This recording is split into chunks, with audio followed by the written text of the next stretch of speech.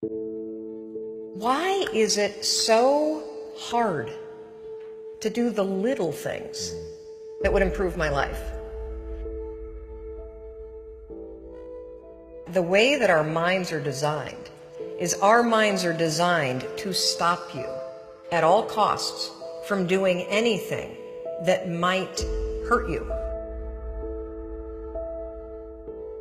There are so many people in the world, and you know, you may be watching this right now, and you have these incredible ideas, and what you think is missing is motivation. And that's not true. Because the way that our minds are wired, and the fact about human beings, is that we are not designed to do things that are uncomfortable or scary or difficult. Our brains are designed to protect us from those things because our brains are trying to keep us alive. And in order to change, in order to build a business, in order to be the best parent, the best spouse, to do all those things that you know you want to do with your life, with your work, with your dreams, you're going to have to do things that are difficult, uncertain, or scary, which sets up this problem for all of us. The one thing we have in this world is we can't control the events, but we can choose what to focus on, we can choose what things mean, and we can choose what to do. Those three choices, those three decisions really control our life. You can always make a decision. That's always in your control. Staying with somebody that treats you like garbage is a decision. It is. Staying at a job that you hate is a decision. Staying in the body that you are not proud of is a decision. Is it going to be easy? No, it's not going to be easy to change. It's simple. It's your job to push yourself. It's not the smartest people who achieve success. It's the people who procrastinate less, make fewer excuses, as they take actions every day towards the goals that they want to achieve. Indecision is the thief of opportunity.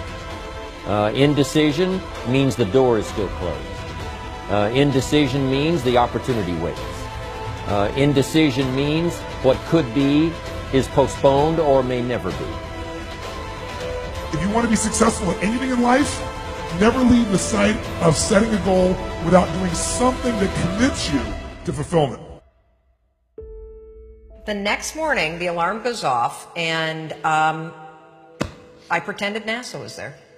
It's the stupidest story. I literally went 5, 4, 3, 2, 1. I counted out loud, and then I stood up. And I'll never forget standing there in my bedroom. It was dark, it was cold, it was winter in Boston. And for the first time in 3 months, I had beaten my habit of hitting the snooze button. There were moments all day long, just like that 5-second moment in bed, where I knew, knowledge, what I should do. And if I didn't move within 5 seconds, my brain would step in and talk me out of it. Every human being has a 5-second window. It might even be shorter for you. You have about a 5-second window in which you can move from idea to action before your brain kicks into full gear and sabotages any change in behavior. Your life is what you think it should be. That's exactly what you are right now. You are what you thought you should be. And if you don't like who you are, you got to change what you think you should be. What you think is more important than what you do. And so if you want to change, you got to work on this attitude bit. Decide, commit, act, succeed, repeat. The one thing that all the greats have in common is they sweat the small stuff. They pay very, very close attention to every detail. What makes you comfortable can ruin you. And what makes you uncomfortable is the only way to grow. What you are and what you become depends on how you use your time. The billionaire and the beggar both have 24 hours every day. The old and the young, the black and the white, the Indian and the Asian are all given the same amount of time every day. You cannot stop a day. You cannot stop an hour. But you can control how it will be used. Your life comes down to your decisions. And if you change your decisions, you will change everything. When you understand the power of a 5-second decision, and you understand that you always have a choice to go from autopilot to decision maker, everything in your life will change. You will be a different negotiator. You will be different in sales.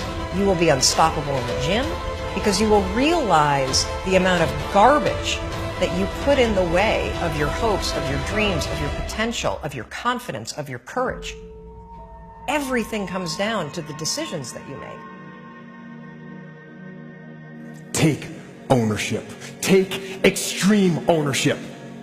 Don't make excuses. Don't blame any other person or any other thing. Get control of your ego.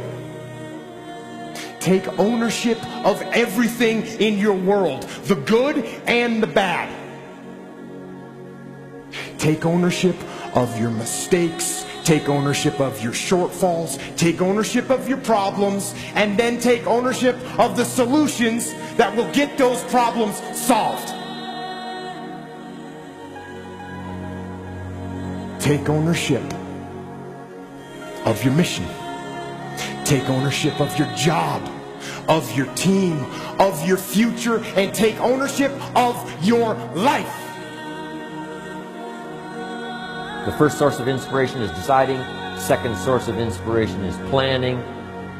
And now, here's a big source of inspiration: beginning. Getting started. Actually turning thought and the notes on the paper, the plans, actually now committing it to action.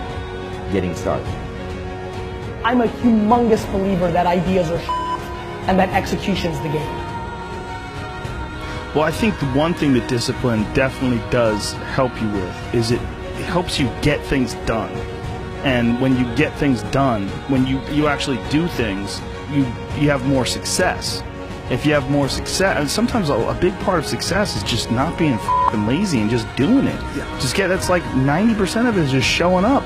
Get there and start working. Like, you're not going to feel perfect every day. If I only worked out when I felt good, I'd be a fat f***. Discipline, it does start with waking up early. It really does. But that is just the beginning.